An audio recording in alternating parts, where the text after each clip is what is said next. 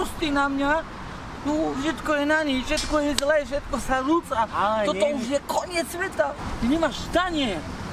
Ale nemyslí na to, myslí pozitívne, nie negatívne.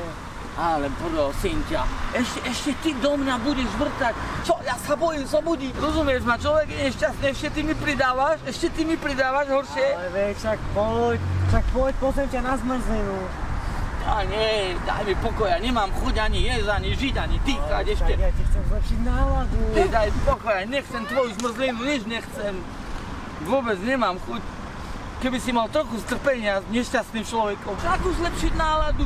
To sa ti teda vôbec nepodarilo toto. Prepáč, musím ísť. Ale ty sa... Len si choď, ja tu trpím. Si kľudne choď, zabudni na mňa, choď. Pane, ja som sa tak modlil a ty si nikoho neposlal.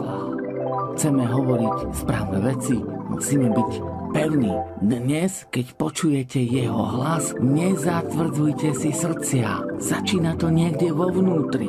Buďte pevní, neotrasiteľní. Musíte mať istotu, že ste počuli Boží hlas a že tie veci prídu. A to je vaša viera.